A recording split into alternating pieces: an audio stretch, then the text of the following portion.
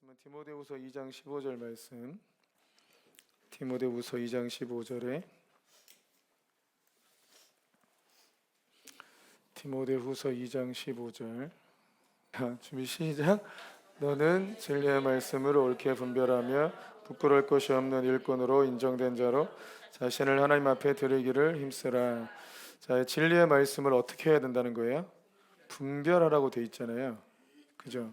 성경 말씀을 옳게 분별하는 게 필요하죠. 잘 분별해야 또 부끄러울 것이 없는 일꾼이 된다. 그러니까 부끄러울 것이 없는 일꾼으로 인정된 자. 그게 진리의 말씀을 옳게 분별하는 것과 연관이 있잖아요. 그죠? 영어 성경은 재밌게도 진리의 말씀을 바르게 핸들링하는 사람이 되라 이렇게 돼 있어요. 자, 일단 잘못된 성경 해석으로 인한 많은 피해들이 여러분 우리 주변에 엄청나게 많아요. 성경적이다 이렇게 했을 때 어떤 사람들은 그렇게 얘기하더라고. 성경에 그 단어가 나와 있으면 성경적이고 그 단어가 없으면 성경적이지 않고 이렇게 생각하는 사람들도 있죠. 그거 맞나요? 전혀 말도 안 되는 얘기입니다. 그러니까 성경에 나와 있으면 성경적이고 성경에 안 나와 있으면 비성경적이야. 컴퓨터가 성경에 나왔어요? 성경에 안 나왔으니까 컴퓨터는 비성경적이야. 그래서 컴퓨터 뭐 바코드 이게 666일 수도 있어. 막 이런 말도 안 되는 얘기예요. 나 진짜 어떤 분은 더불어민주당 그 민주당 이름 바꿨을 때요. 그 더불어민주당이 그 더불어가 성경에 나왔대요. 더불어라는 거기에 단어가 성경에 나왔잖아요. 그러니까 이 더불어민주당이 성경적인 당인 것 같다고 굉장히 이렇게 지지하더라고요. 근데 진짜 돌아버린 줄 알았어요. 신앙생활 굉장히 오래 한 분이 그런 얘기를 합니다. 진짜 미쳐온 줄 알았어요. 그러니까 스스로 무지함만 드러내는 꼴이에요. 근데 이거는 신학생들도 이런 사람들이 있더라고. 내용이 성경적이어야지. 거기 안에 있는 내용, 그 성경에 있는 단어를 쓰거나 성경에 있는 그 어떤 예화를 써서 결국 목적하는 바가 비성경적으로 갈 수도 있잖아요. 이건 간단하죠.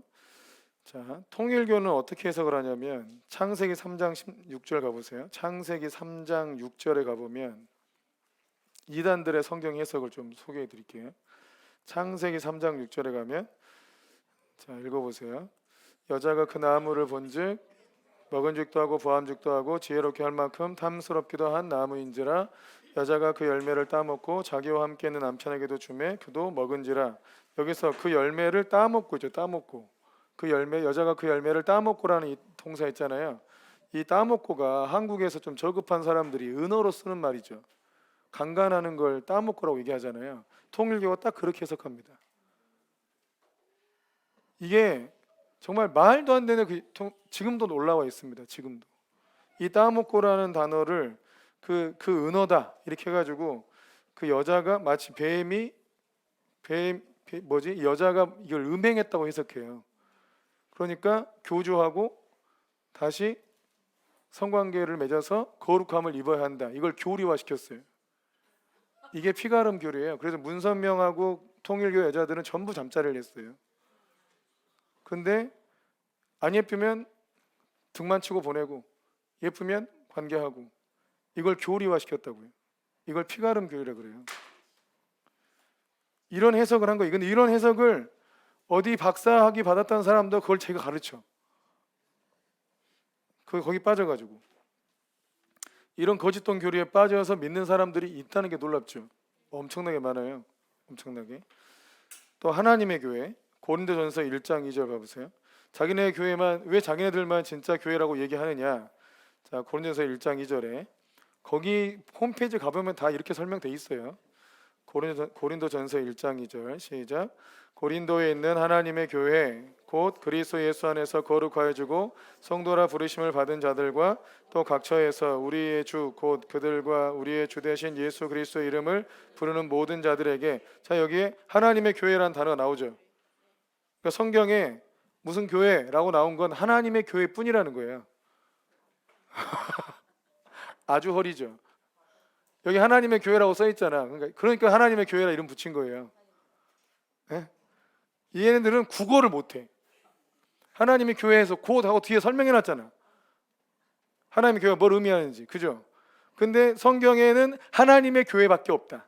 그래서 뭐 세부대 교회도 가짜고 나무 십자가 교회도 가짜고 뭔 푸른성 교회도 가짜, 다 가짜야.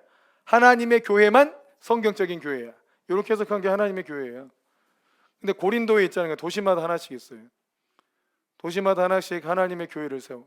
그래서 지들이 이것 때문에 우리 교회만 진짜 하나 성경에 나와 있는 교회야 이렇게 주장한다고요. 이게 바보가 아닌가 싶어요. 어이가 없죠. 어이가 있나요? 어이가 없죠.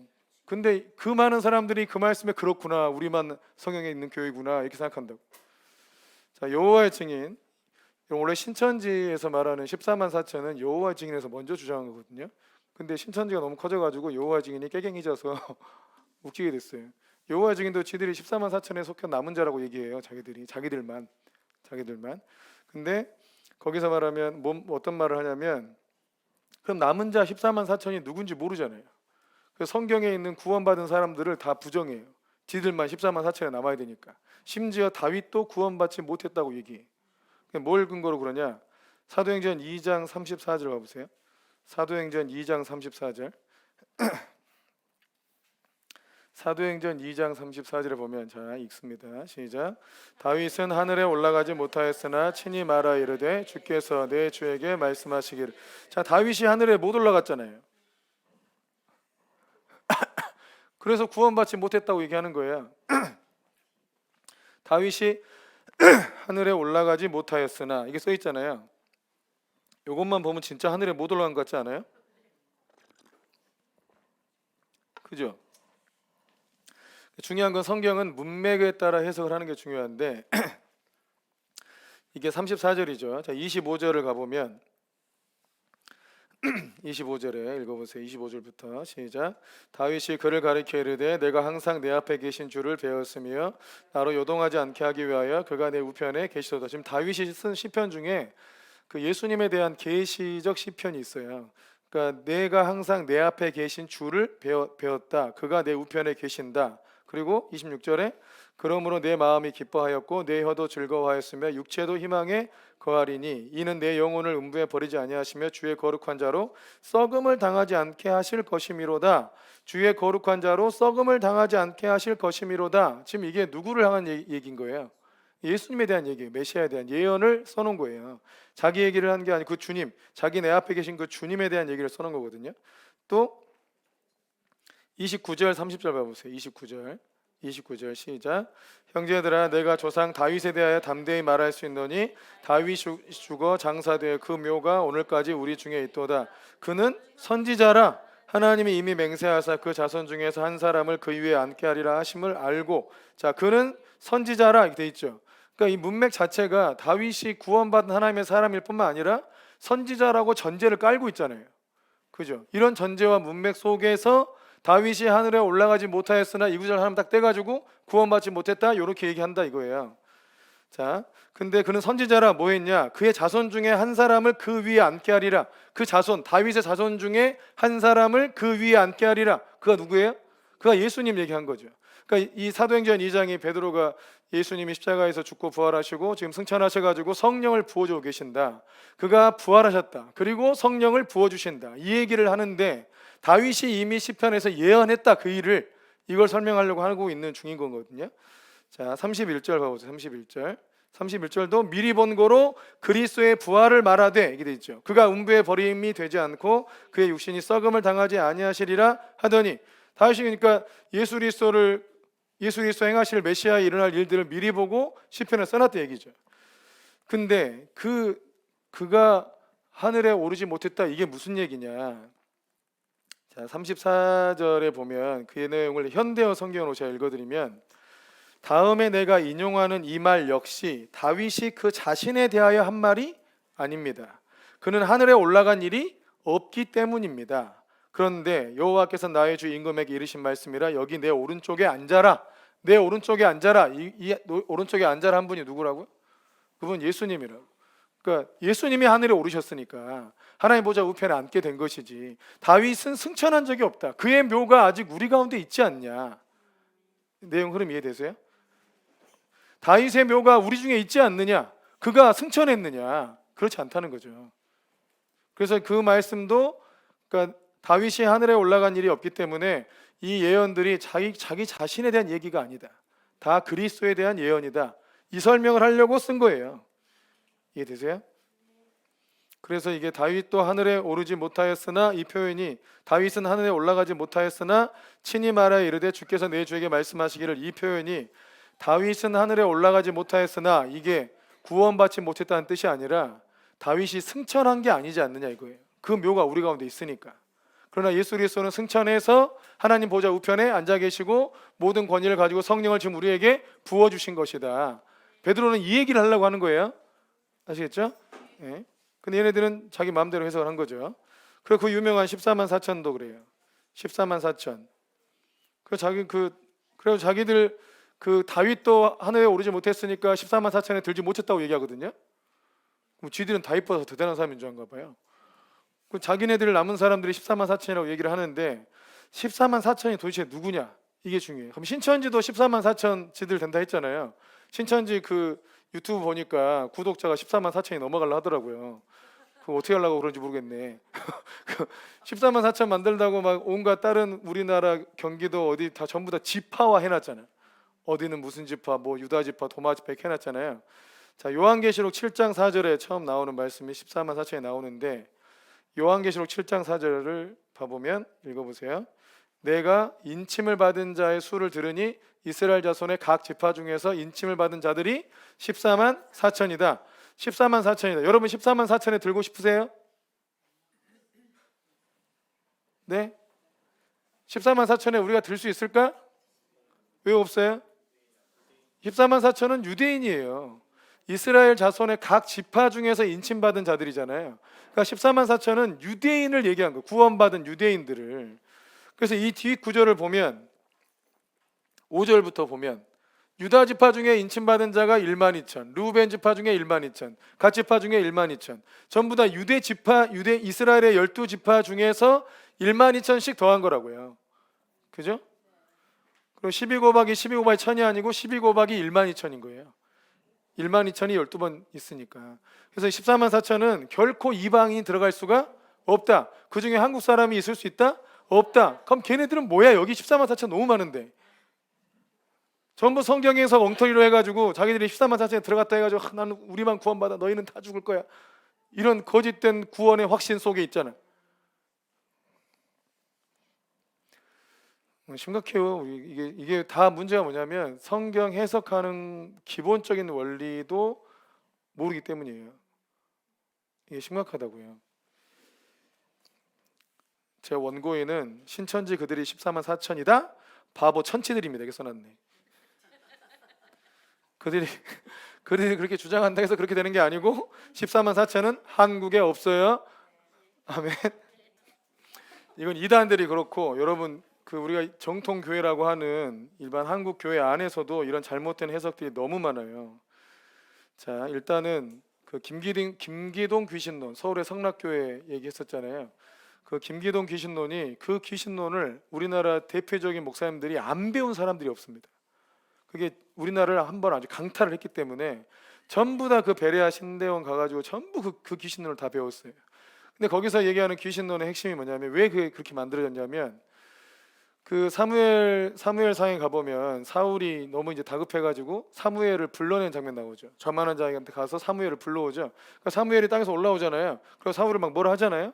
그 장면을 보고 우리나라의 무당들이 하는 걸 보니까 그 다른 사람한테 귀신 넣어가지고 그 사람 말하는 사람 이게 나오잖아요.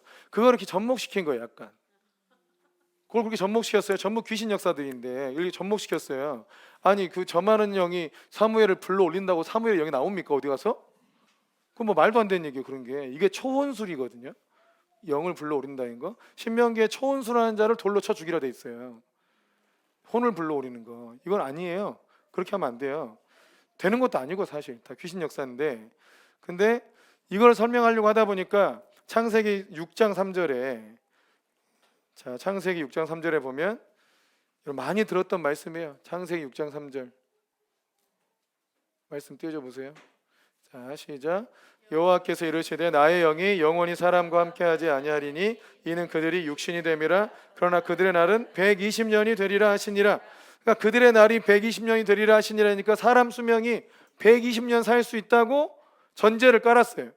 이건 지금 사람들이 몇 년쯤 살 때 한 얘기예요? 천년 가까이 살다는 얘기예요.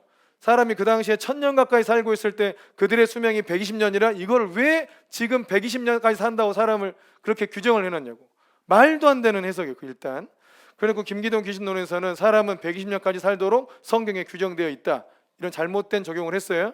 그래놓고 80에 죽으면 40살 남았으니까 40살 동안 구천을 떠돈 게 아니라 가족들 사이에 떠돌면서 붙어. 그럼 40년 동안 귀신으로 있는 거예요. 그게 김기동 귀신론입니다. 그러니까 사람을, 그 귀신을 쫓아내면 그 귀신이 전부 자기 친척 귀신이라니까요. 할아버지가 재수없게 30살에 돌아가셨다. 그럼 몇 년 동안 귀신으로 있어야 되는 거야?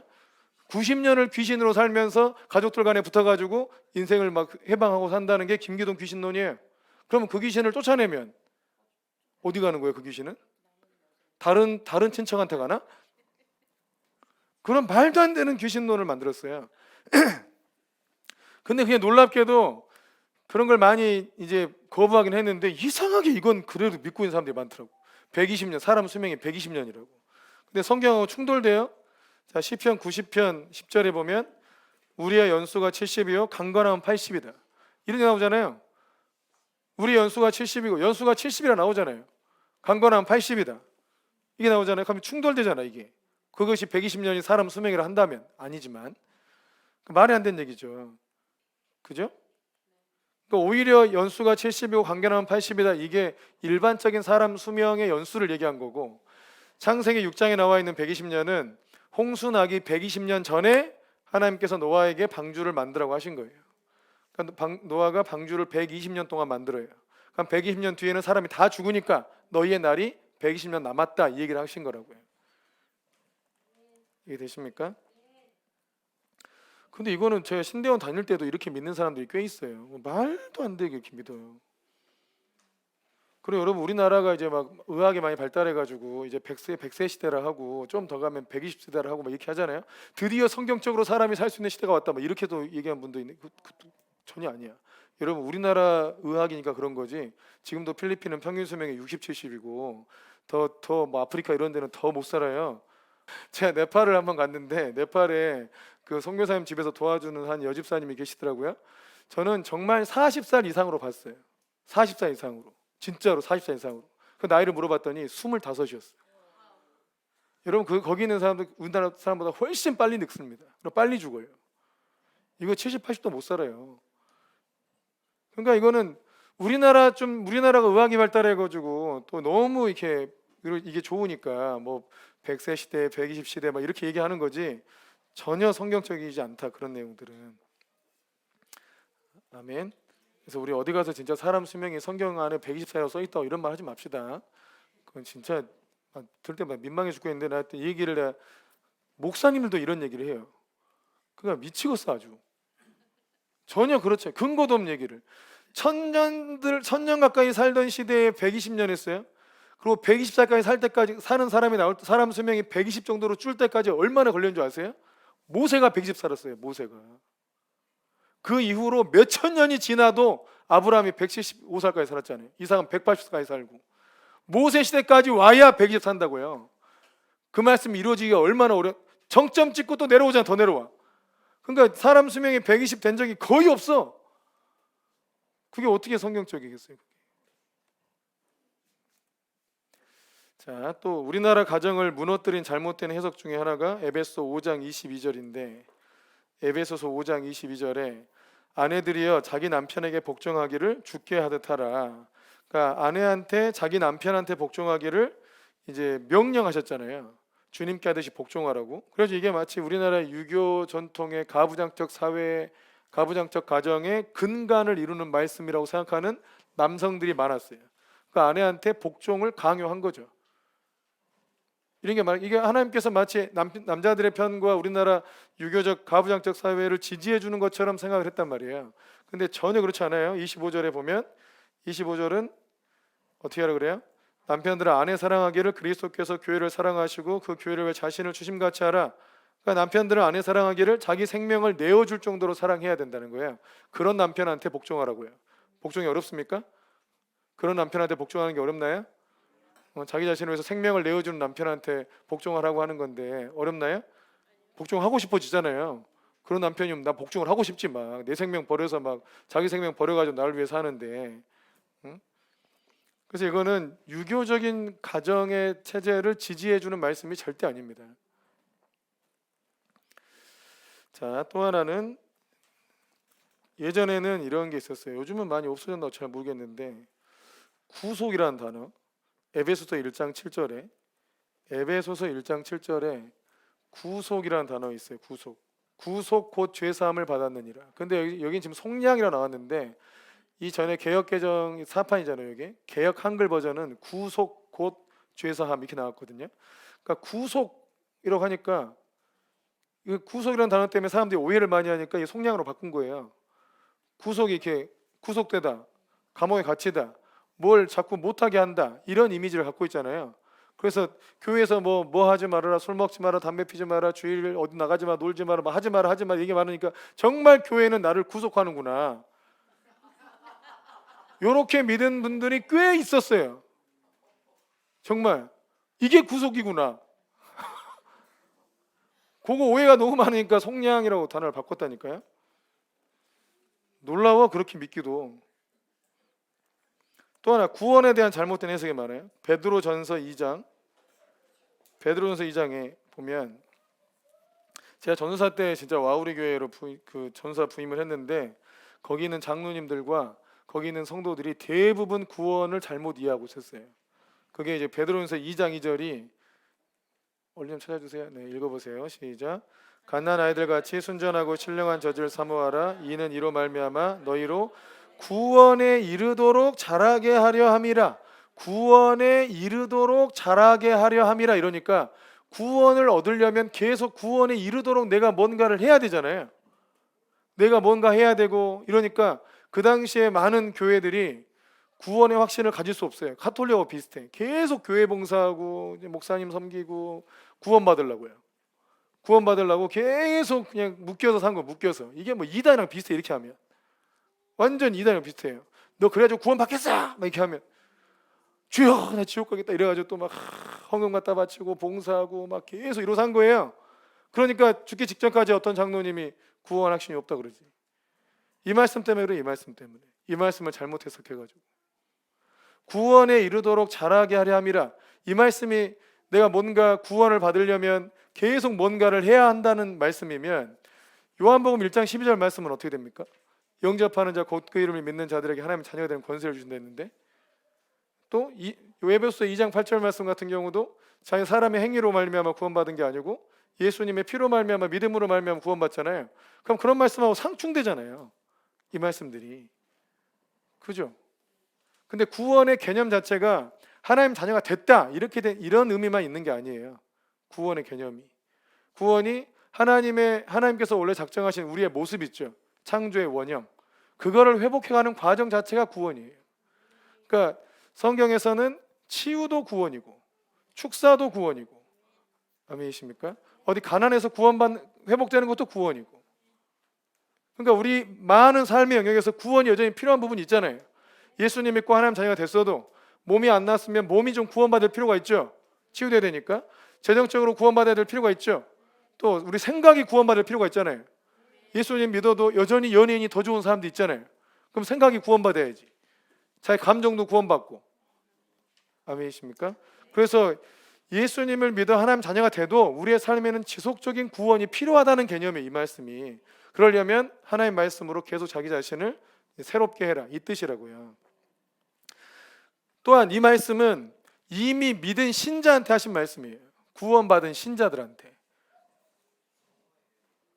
성화에 대한 얘기죠. 자, 이해되시죠? 자, 성령의 은사에 대한 것도 마찬가지입니다. 저희 교단도 은사 중진을 이렇게, 그러니까 정통 교회인데도 성경 해석을 잘못해가지고 잘못된 신학을 가르쳐서 교회의 힘을 약화시키거나 우리 지체 성도들의 어떤 구원, 이 성화적 구원을 막는 게 많아요. 자, 성령의 은사가 중지됐다는 게 우리 교단의 기본 입장이에요. 성령의 은사가 없다, 끝났다. 지금 저는 완전히 우리 교단에서는 이단적인 사역을 하고 있는 거예요. 우리 교단에서 나와서 너 뭐야?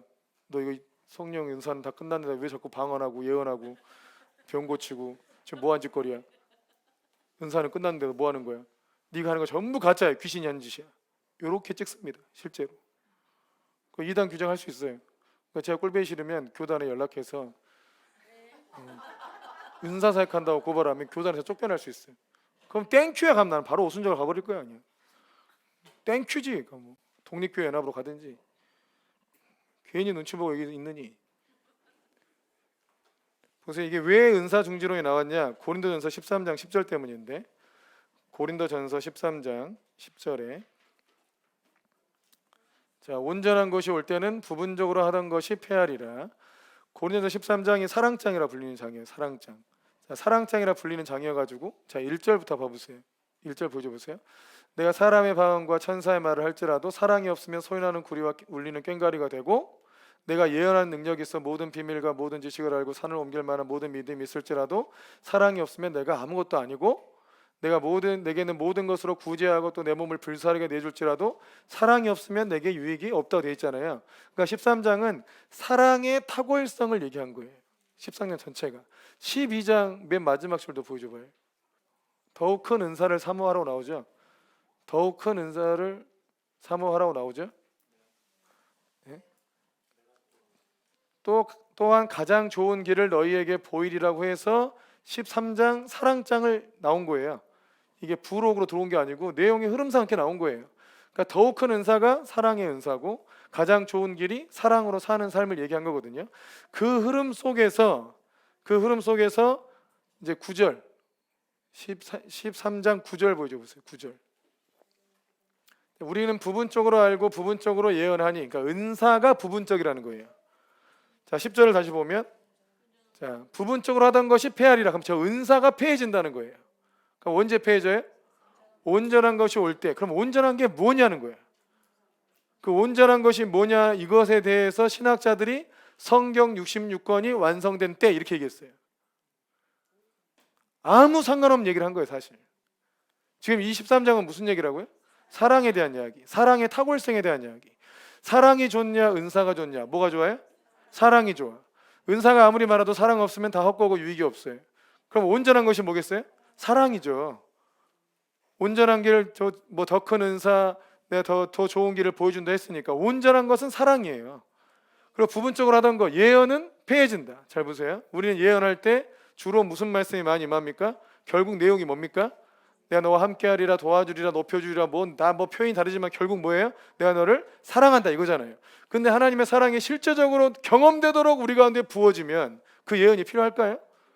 말할 필요 없지. 다 알아. 그 사랑이 막 느껴지니까. 주님이 나를 너무 사랑한 줄 알아. 나를 너무 사랑해서 막 나를 이끌어 갈 거야. 나를 다 치유할 거야. 나를 다 용서하셨어. 그 사랑이 우리에게 임하면 부분적으로 하던 것이 폐해진다. 사랑이 임하면 은사가 필요 없다. 그 말씀은 맞는 말씀이에요. 근데 성경 66권이 만들어졌으니까 예언은 없어졌다. 이렇게 해석하니 우리 교단이 그렇게 해석한다고요. 왜 이게 나왔는지 이해가 안 돼. 신학자들이 다 그렇게 얘기합니다. 성경 66권이 완성됐으니까 부분적으로 하던 것이 폐해졌다. AD 한 430년 정도에 성경 66권이 정해졌어요. 그럼 그 뒤로 은사가 정말 없어졌을까요? 없어지기는 개뿔이 없어져요. 넘치고 난리도 아니지.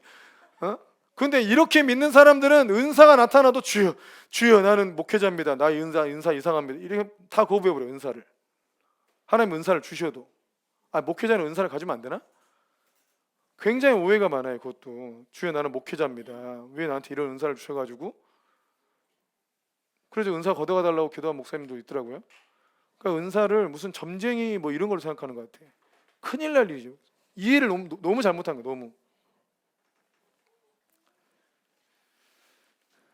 자, 은사가 중지됐다고 말씀한 구절은 성경에 한 곳도 없어요. 다 요거 가지고 얘기하는 거예요. 이거가 이 구절 하나 가지고. 근데 그것도 해석을 잘못했어. 자, 11절도 한번 보여줘 볼래요? 11절, 13장 11절 시작. 내가 어렸을 때는 말하는 것이 어린애 같고 깨닫는 것이 어린아이 같고 생각하는 것이 어린아이 같다가 장성한 사람이 돼서는 어린아이를 버렸다. 이 장성한 사람이 어떤 사람이게요? 사랑으로 충만한 사람. 또 12절 우리가 지금은 거울로 보는 것 같이 희미하나 그때에는 거울과 거울 얼굴과 얼굴을 대하여 볼 것이고 지금은 내가 부분적으로 아나 그때에는 주께서 나를 아시는 것 같이 내가 온전히 알리라. 그때가 뭘까요? 이거를 재림이라고 해석을 해도 주님을 내가 얼굴과 얼굴을 대하여 보고 내가 지금 부분적으로 알지만 그때는 주께서 나를 아시는 것 같이 내가 온전히 알리라. 그때를 재림이라고 봐도 은사가 사라지지 않아요. 그죠? 맞죠? 우리가 성경 66권이 완성될 때에서 여러분 주님이 나를 아신 것처럼 우리가 주님을 압니까? 성경 66권이 만들어지고 뭐 1500년대 인쇄술이 발달해도 여러분 그 당시에 성경 한 권을 가지고 있으면 이게 몇 억짜리예요. 부자들이나 교우 가지고 있었고 회당에는 한 권 있었어요. 나머지 다 말로 전해 들은 거예요. 인쇄술이 오늘날 발달해가지고 성경이 모든 사람의 집에 뭐 믿는 사람 집에 몇 권씩 있어도 성경 다 읽어야 말이지. 그러니까 어떻게 우리가 무슨 수로 하나님을 아냐고. 틀린 말이죠. 성경으로 해석하면 틀린 말이고 재림으로 해석해도 재림 전까지는 은사가 풍성하다는 뜻이고 그런데 그 뜻도 아니고 하나님의 사랑이 우리 가운데 임하면 하나님께서 나를 사랑하신 것처럼 사랑하시는 그 마음을 나도 알잖아요. 이해되십니까? 이게 무슨 말 이해되시죠? 자 13절도 보여주세요. 너희는 더욱 큰 13절 그런즉 믿음, 소망, 사랑 이 세 가지는 항상 있을 것인데 그 중에 제일은 사랑이다. 그래서 이 말씀을 또 그 전 구절을 재림으로 해석을 해가지고 천년왕국 때 믿음, 소망, 사랑 이 세 가지가 항상 있을 것인데 그 중에 제일은 또 사랑이다. 막 천국 가면 믿음도 필요 없고 소망도 필요 없고 사랑만 남잖아요. 천국 가면 믿음이 필요한가요? 뭐 이렇게 해석하기도 했어요. 근데 아무 상관없는 얘기고 그냥 믿음과 소망, 사랑 이 세 가지 항상 있는데 그죠? 있죠? 그래서 그 중에 제일이 사랑이다. 왜냐하면 사랑 안에 그게 다 들어가요. 사랑 안에 믿음과 소망이 다 들어가. 누군가를 사랑하면 그 사람을 믿잖아요. 사랑하니까 믿잖아요. 사랑한 다음에서 니는 절대 못 믿겠어. 그냥 사랑해. 이게 돼요? 사랑하니까 믿어주지. 사랑하니까 소망하잖아요. 그죠? 그러니까 그 중에 제일이 사랑이다. 결국 13장은 사랑의 탁월성에 대한 얘기이기 때문에 처음부터 끝까지 이거를 갑자기 성경 66권이 완성됐다는 둥 뭐 제일임이 어쨌다는 둥 이렇게 연결하는 것은 해석상 맞지 않다. 문맥에서 벗어나기 때문에. 그래서 막 오늘날은 또 우리나라 어떤 목사님들은 병 고치는 능력은 주로 병원에 다 갔대. 우리나라만 간 것 같아. 우리나라도 근데 말씀드렸듯이 우리나라 사망률 1위는 교통사고가 아니고 의사들의 오진이다. 무슨 병 고치는 의사가 병원으로 갑니까? 사람 다 죽이고 앉았는데. 그럼 귀신 쫓는 것도 정신병원으로 갔습니까? 뭐 낫질 않아요. 정신병원 간다고 해서. 그러니까 이런 은사나 어떤 성령의 나타나심과 능력을 이렇게 믿지 않으려고 하는 것은 성경적인 사고가 아니고 현대 과학주의, 합리주의 이런 것들이 들어와서 눈에 보이는 것만 믿으려고 하는 그런 세계관 때문에 믿지 않으려고 하는 거죠. 그건 성경적이지 않다는 거. 그리고 주님은 주님의 사역을 제자들한테 위임했잖아요. 위임하실 때 이런 능력으로 사역할 것을 강조하셨어요, 안 하셨어요? 능력 받지 않으면 예루살렘 떠나지 말라고 했죠. 능력 받고 자 마가복음 16장 17절 18절 봐도 믿는 자들에게 이런 표적이 따르리니 곧 저희가 내 이름으로 귀신 쫓아내고 새 방언 말하고 뱀을 집으며 무슨 독을 마실지라도 해봤지 않고 병든 사람에게 선언전증 나을 것이다. 이런 일들이 너희가 나올 온 천하를 다니며 천하만국에 복음을 전파하라 하고 이 말씀이 나온 거예요.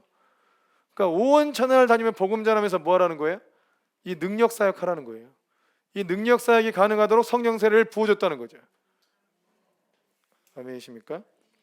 근데 또 어떤 신학자들은 마가복음 16장 17절 18절이 어떤 사본에는 나오지 않는다 그래가지고 이 말씀을 믿을 수 없대. 그럼 야고보서 5장 가보면 되지.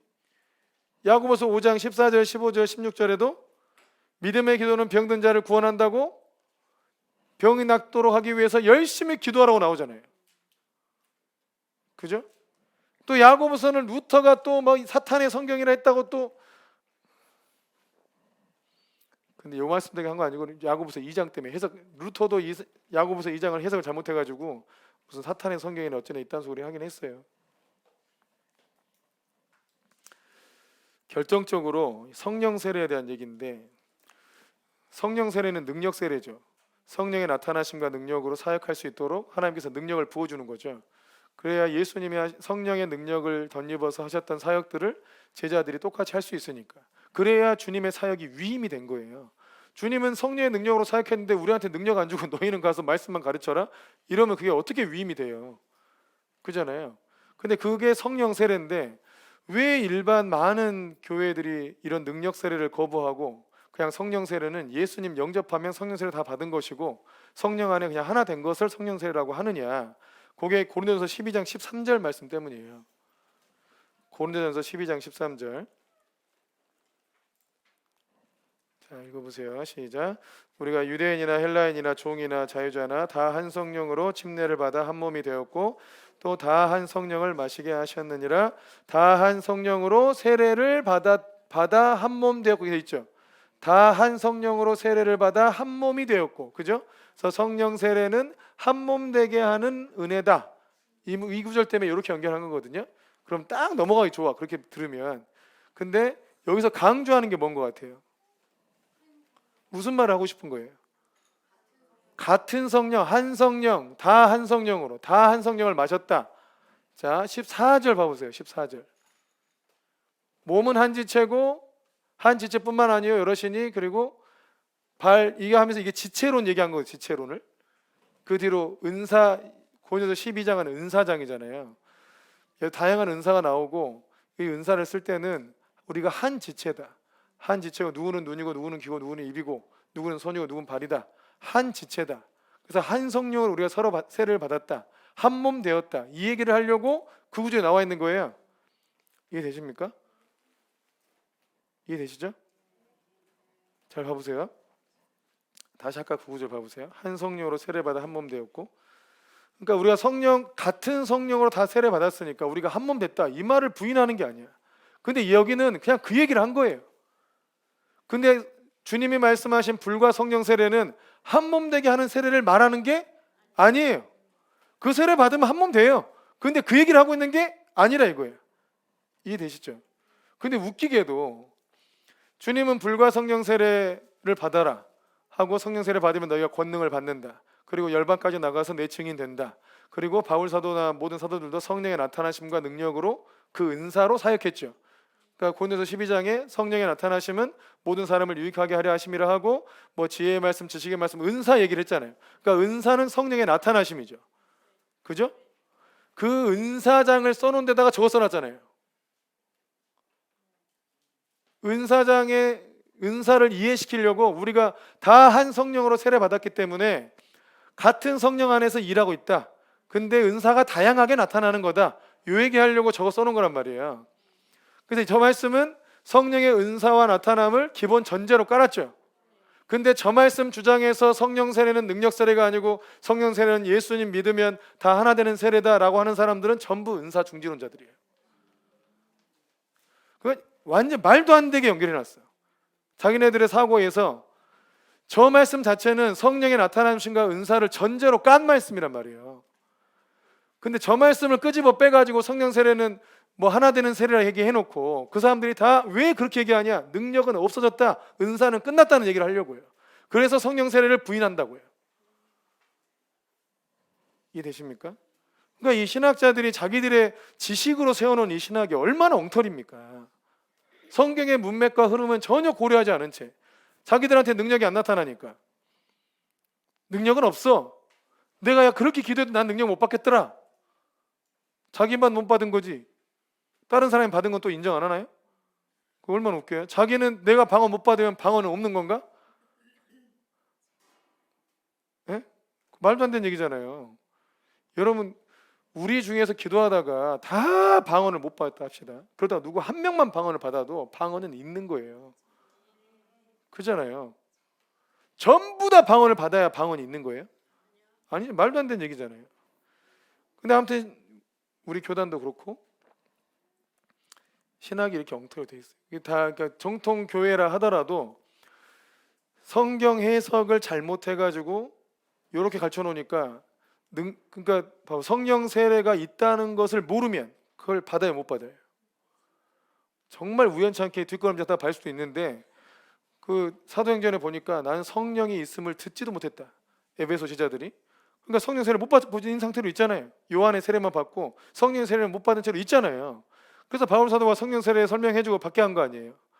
요렇게 신학자들이 요렇게 설명해놓고 목사님들이 자기가 성경 해석을 성령 안에서 하지 않고 그냥 배운 대로 답습해가지고 암기해가지고 가르치고 그냥 요렇게 하다 보니까 성도들이 성령 세례 모르고 뭔가 갈급한데 이게 기독교의 단가? 하나님 믿는 게 이게 단가? 내가 세상 사람과 다를 게 뭐가 있나?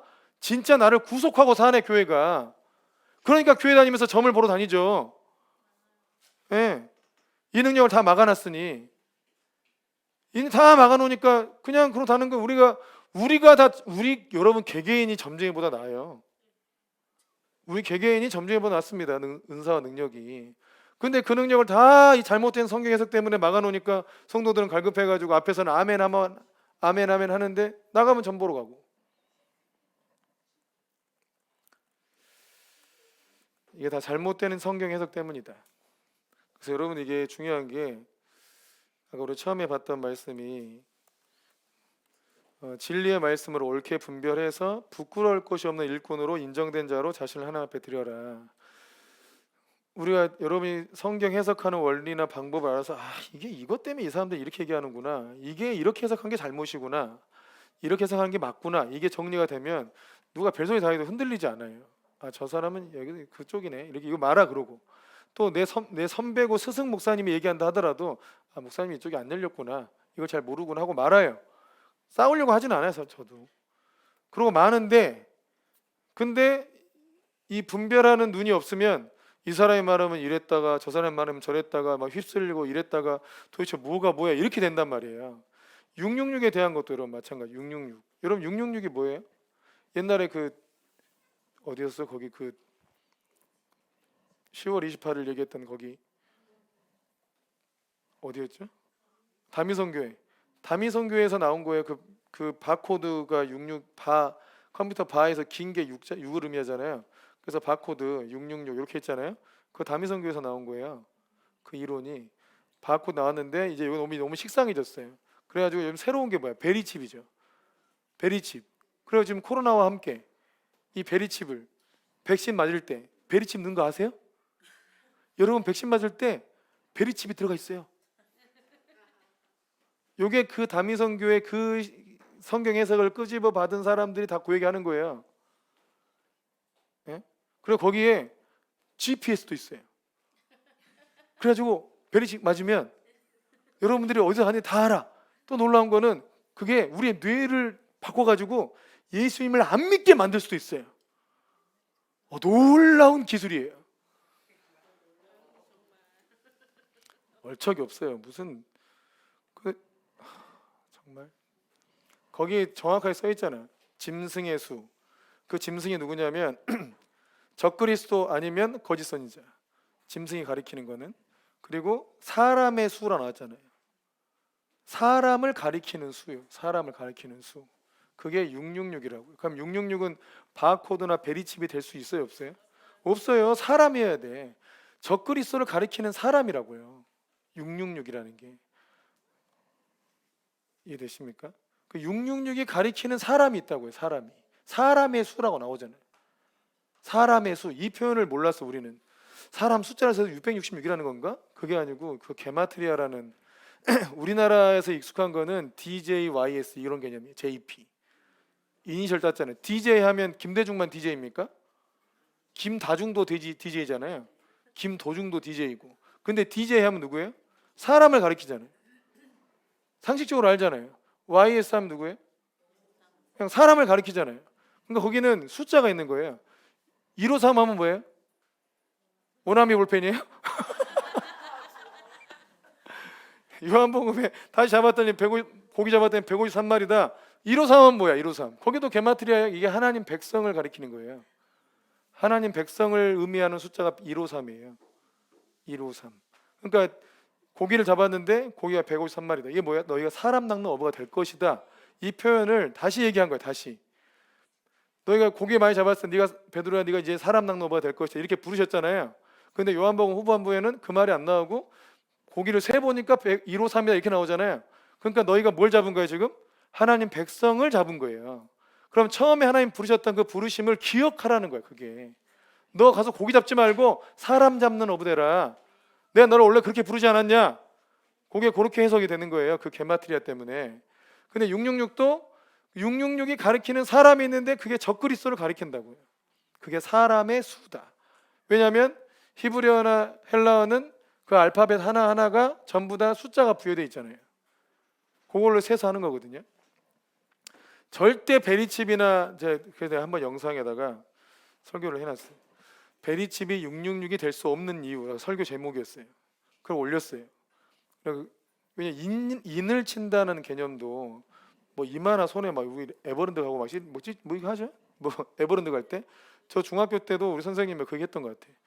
자기가 어디 뭐 놀이동산 갔더니 이거 띠를 준다라는 거예요. 여러분 이제는 칩을 심어서 이런 시대가 온다.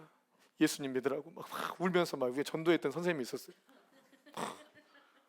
요즘 막 이게 이만 그게 그 뜻이 아니고 인을 친다는 개념은 어디서 처음 나온지 아십니까? 가인의 표가 처음에 인친다 나와요. 가인을 죽인 자는 그 벌을 7배나 받을 것이다. 그 표를 인쳐준다는 표현이 가인에게 나와. 그러면 가인이 여기다 나 때리면 7배 이렇게 써놨을까? 어? 나 때리면 7배 이렇게 인쳐놨을까 여기다가?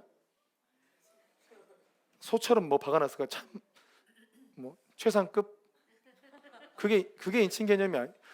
그 인쳤다는 개념이 온전히 거기에 빠진다, 거기에 연합된다, 약간 그런 개념이에요.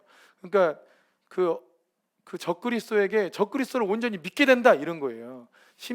지금으로 얘기하면 그 이단에 빠져 있는 사람들이 그 적그리스도에게 인쳐진 사람들이에요. 그러니까 이 말도 안 되는 해석을 믿고 있잖아요. 이 말도 안 되는 해석을 믿잖아요. 상식적으로 이 해석들이 말이 돼요? 진짜 바보 천치를 같잖아요. 그런데 박사학위 받았던 사람들도 전부 이거 믿고 있어요. 이게 진리라고. 그게 거기에 그 적그리스도인데 그게 그리스도라고, 그게 구원의 길이라고 찰떡같이 믿고 사는 거예요. 그들의 악함으로 인하여서 그들이 허망한 것을 믿게 한다. 그게 인친다는 개념하고 같아요. 그럼 우리도 성령에 인쳐졌잖아요. 우린 진리의 말씀에 인쳐졌잖아요. 성령으로 인쳐졌으니까 주님을 온전히 믿게 돼. 지금 주님 막 안 믿으려고 애써집니까? 주님을 안 믿으려고 애써져요? 더 믿으려고 애쓰지? 왜 그래요? 남들이 보면 우리도 미쳤다 그러잖아요. 저 인쳐져가지고 성령에 의해서 인쳐져가지고 그 악한 자, 그 주님을 믿지 않은 자들은 아예 적그리스도에게 인쳐져가지고 말도 안 되게 그들을 따라갈 것이다. 거짓 선자를 따라갈 것이다. 우리 무당에 빠진 사람은 완전 무당만 따라가잖아요. 무당 말 완전히 말도 안 되는 말들이 많아요. 또 그 일이 안 이루어져요. 안 이루어지고 손해를 그렇게 보는데도 계속 따라가요. 거의 인쳐져서 그런다니까요. 거기에 빠져 있기 때문에. 그래서 그게 꼭 진짜 뭐 베리칩이 나와서 그 뒤로 이걸 주사하고 막 이런 차원의 개념이 아니고 이미 지금 일어나고 있는 일이에요. 그 인쳐지는 일들이 다른 데 빠지니까. 이해되시죠? 몇 번 얘기한 부분도 있기 때문에 그게 그렇구나 하는 부분도 있겠지만 우리가 실상 이런 성경 사역하고 힐링룸하고 이런 것이 우리가 알고 있는 이 신학의 전제에서는 아무 문제가 없고 너무 최고의 사역이야. 그렇지 않습니까? 또 너무 성경적이에요. 두세 사람 모여가지고 한 명을 해서 기도해주고 또 서로 사랑으로 이게 얼마나 최고의 사역이에요. 근데 이게 이런 전제가 없으면 바른 해석이 안 되면 뭐 이상하게 본다 이거죠. 우리도 의자만 뒤집어놔도 뭐 교회 이상해졌다. 의자만 뒤집어놔도 교회 이상해졌다 생각하잖아요. 우리는 이렇게 앞만 보고 있는 것이 이게 진리라고 생각하고 있는 거죠. 익숙하니까. 그러니까 비진리에 익숙해서 진리가 어색해진 상태. 이게 한국교회 상태예요. 또 우리의 상태일 수도 있고. 근데 이거는 내 상태를 성경의 말씀으로 자꾸 증명받으려고 하지 말고 성경에 의해서 잘 해석해가지고 내가 여전히 종교적 전통이나 잘못된 믿음이 있으면 이걸 깨부수는 쪽으로 성경 해석을 하는 겁니다. 그래서 우리는 이제까지 많은 것을 부딪히고 바꾸고 이러고 왔는데 그거는 그냥 전통이기 때문에 바꾼 게 아니고 성경과 상관이 없거나 또 성경의 메시지를 좀 우리가 온전히 못 믿게 하는 것들은 그거는 깨부수고 바꾸고 온 거예요. 그렇게 해서 개혁해서 온 것이지 우리가 그냥 전통적인 건 싫어 이렇게 한 게 아니라 이거죠. 이해되십니까? 그러니까 뭐냐면 우리가 주일 예배도 안 드린 적 있잖아요. 그럼 우리는 이 주일 예배 안 드린다고 이단이라고 생각해. 여러분 사우디아라비아는 금요일 예배 드려요. 왜 금요일 예배 드리게 해요? 우리가 왜 주일날 예배 드리는 줄 아십니까? 우리가 왜 주일날 예배 드립니까? 사우디아라비아는 왜 금요일날 예배 드립니까? 주님이 부활하신 날이 주일이기 때문입니까? 그래서 주일날 예배 드립니까? 그러니까 사우디는 금요일날 쉬기 때문에 금요일날 오후에 예배를 드린대요. 그러니까 그거를 누가 아무도 뭘 안 하잖아요. 그냥 선교지니까 괜찮다? 우리나라는 선교지 아니에요? 우리나라도 선교지예요. 우리나라도. 그잖아요. 그게 이제 그런 개념들을 전혀 누가 터치하지 않으니까 그냥 그게 진리인 줄 알아요. 또 왜 또 11시여야 됩니까? 일어나서 정신 차려지는 시간이 11시니까? 근데 또 막 10시에 드리는 데도 있고 9시에 드리는 데도 있고 더 앞에 드리는 데도 있잖아요. 근데 또 그 앞에만 드리면 뭐라 하고 11시를 안 드리면 또 뭐라 하잖아요. 그것도 웃기지 않아요? 그러니까 진리가 아닌 것을 진리인 것처럼 붙잡고 있는 게 너무 많다 이거예요. 그러니까 본질적으로 그러니까 본질이 아닌데 너무 본질이라고 생각해 그런 거를. 그러니까 그런 거를 깨기 위해서 안 드리기도 하고 옮기기도 하고 이날을 친 건데 우리는 자유로워졌는데 밖에서 볼 때는 미친 것처럼 보인다. 근데 이 자유가 왜 필요한가? 우리가 하나님을 알아가고 주님을 따르는 데 있어서 우리 주님이 거기에 매여 있는 분이 아니에요. 우리의 전통과 관습에 주님이 매여 있는 분이 아니라고요. 제가 그 부목사로 있을 때 나올 때 8월 달에 사임하고 나왔어요. 근데 그때 수석부 목사님이 제가 8월 달에 사임하고 나오면 나머지 다른 부교육자가 올 때까지 거기를 있는 사역자가 돌아가면서 해야 되잖아요. 그럼 자기 일이 많아졌잖아요.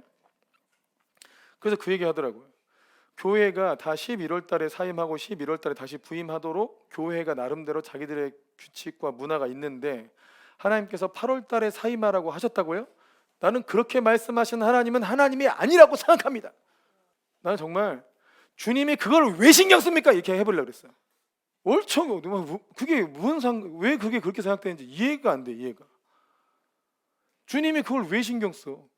갑자기 인생을 들어서 선교지에 꼽아버리는 분 주님인데 주님 뭐 그 11월 달 뭐 이런 거 신경 쓰겠어요? 예? 갑자기 막 인생 바꿔버리기도 하고 이러는데 그거 나 진짜 그게 종교의 영에 갇혀서 하나님의 인도하심이 더 중요하지. 우리가 만들어 놓은 뭐 이런 게 중요하냐 이거예요. 또 그것도 교회 법하고도 안 맞는다니까요. 교회 법은 언제든 사임할 수 있게 돼 있어요. 언제든 사임할 수 있게 돼 있고 그냥 6개월 전에 사임하면 퇴직금이 없고 6개월 지나서 사임하면 퇴직금을 준다. 이것만 돼 있어. 근데 자기들의 교육자들 간의 일종의 예의와 간습이라 볼 수 있죠. 근데 주님이 그걸 전부 다 고려해가지고 말씀하십니까? 제 경험상 일부러 고려 안 합니다. 일부러. 우리 주님 복음서 보세요. 그들의 문화를 인정했으면 안식일날 병자 고쳤겠어요? 일부러 안식일날 고치잖아 주님이. 그죠? 일부러 안식일날 고쳐. 안 해도 되는데 그날. 그잖아요. 안식일날 다 괜히 건드렸다가 또 뭐 이단 소리 듣고 이러니까 그때 안 해도 돼. 근데 일부러 아버지께서 안식일날 일하시니까 나도 일한다고 주님이 안식일날 사는데 고쳐가지고 또 안식일 논쟁 일어났다가 내 아버지 얘기했다가 또 뭐 신성모독이라 이러고 막 싸움 나고 난리잖아요. 주님이 일부러 그들의 문화와 전통을 깨요. 일부러 인도하심을 따르면. 왜 그러시냐? 네가 정말 주님을 따르느냐 아니면 사람 눈치 보느냐, 요거를 하나님 백성들한테 보기 확인하기 위함이에요. 진짜 주님을 따르냐 아니면 사람 눈치 보고 사냐, 인정의 매이냐, 이런 것들을 보려고. 그런 것도 있고 또 하나님의 때이기 때문에 그래. 그때 아니면 안 되기 때문에. 그래서 우리가 이런 부분으로 성경 해석하고 또 이제 시간이 많이 갔는데 저 뒤에 써 있는 거 있잖아요. 저 축자적 영감, 또 유기적 영감, 또 전체적 영감.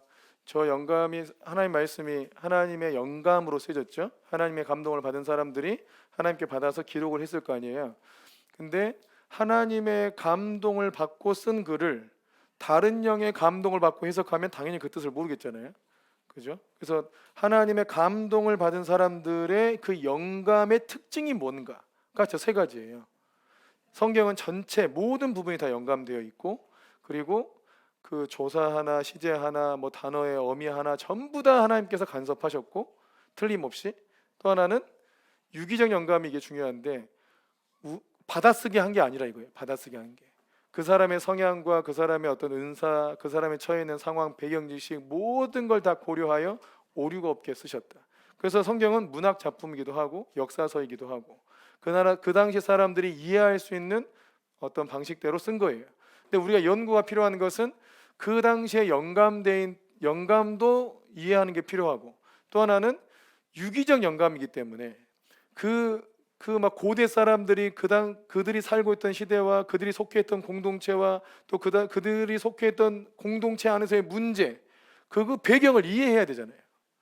그 배경을 이해할 필요가 있기 때문에 그런 부분들을 연구해내는 게 좀 필요하고, 또 우리가 쓰고 있는 언어가 여러분 조선시대만 가도 의미가 다르죠.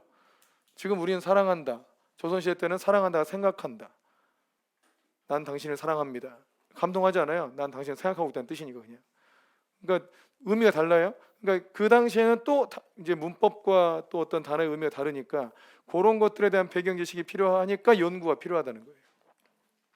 그리고 성경은 이게 다 옛날에 쓰여진 책이잖아요. 처음에 성경을 썼던 원저자가 우리 이해하라고 썼을까요? 지금 몇천 년 지난 우리를 이해시키려고 쓴 게 아니고 그 당시에 성경을 읽을 사람들, 그 당시에 사람이 읽을 사람들, 그러니까 원 독자가 있겠죠. 그죠? 처음으로 성경을 읽는 사람들, 그 시대 사람들이 있을 거 아니에요. 그들이 이해할 수 있도록 썼어요. 그래서 성경 해석은 그들이 이해했을 해석을 길러내는 거예요. 우리가 지금 보고 이거 이 뜻이네 이렇게 받아들이면 안 돼. 그 당시에 사람들이, 성경을 봤던 사람들이 어떻게 이해했을까, 이 표현을 그들의 해석을 끄집어내는 게 성경 해석이에요. 그래서 큐티를 잘못하면 지금 내게 감동 오는 걸 다 그냥 그게 하나님 뜻이라고 받아버릴 수가 있죠. 물론 성령의 감동이 있을 수 있어요.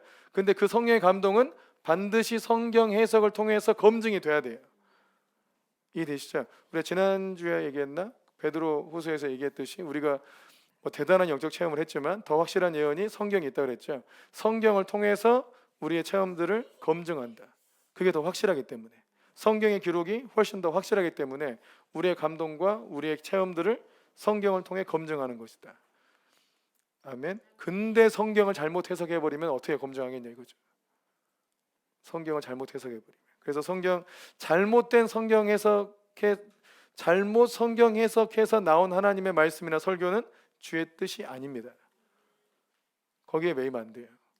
그러니까 목사의 말이라고 해서 무조건 다 들으면, 목사가 한 말이라고 해서 전부 다 하나님 뜻이다 이렇게 받아들이면 안 되고, 목사가 강대상에서 설교했다 그래서 전부 다 하나님 뜻이다 이렇게 받아들여도 안 되고, 성경 해석이 잘못되어 있으니까 그걸 하나님 뜻으로 받으면 안 된다 이거죠. 그러니까 한국교회 성도들은 목사가 한 말이면 다 그 말을 들어야 한다, 약간 부담이 있잖아요. 여러분 거기서 자유로워지시기를 축복합니다.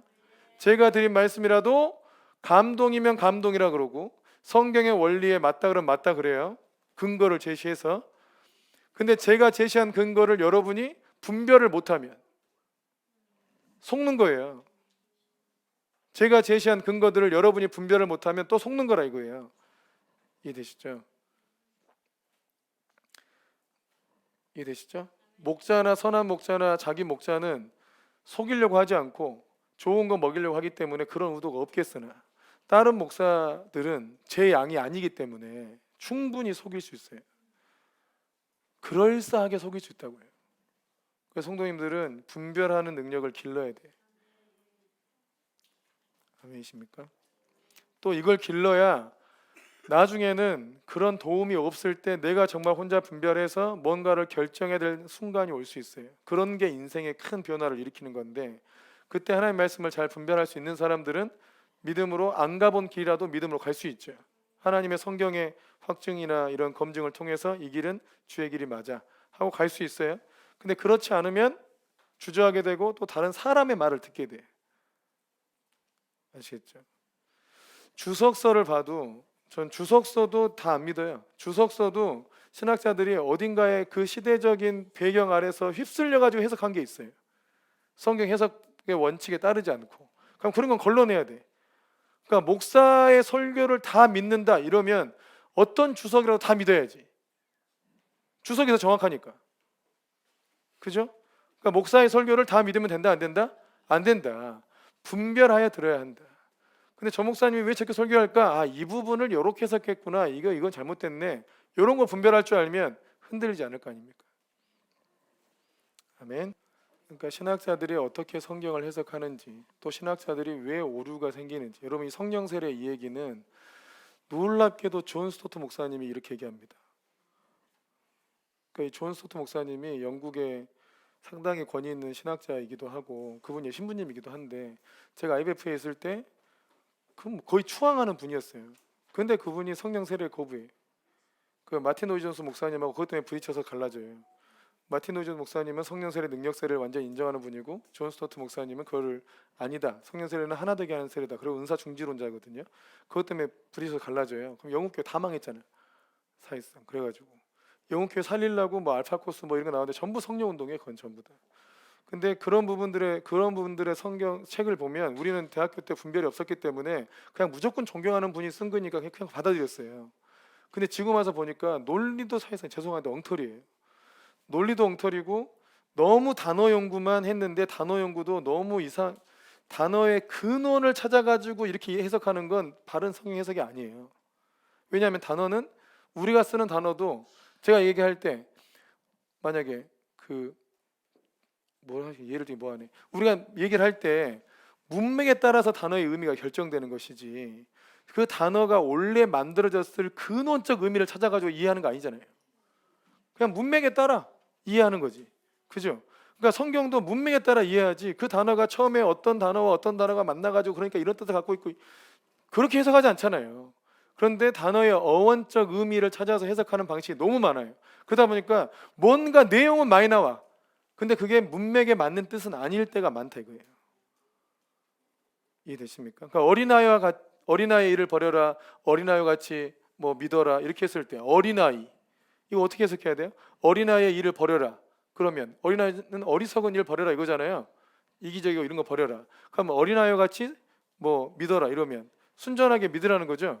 그러니까 어린아이라는 같은 뜻인데 여기에 대해서 해석하면서 어린아이, 자, 첫째 어린아이는 순진합니다, 어린아이는 순결합니다, 어린아이는 뭐 하라는 대로 합니다, 이래가지고 1대지 2대지 3대지 이렇게 믿으라는 거예요? 또 이렇게 버리라는 거고?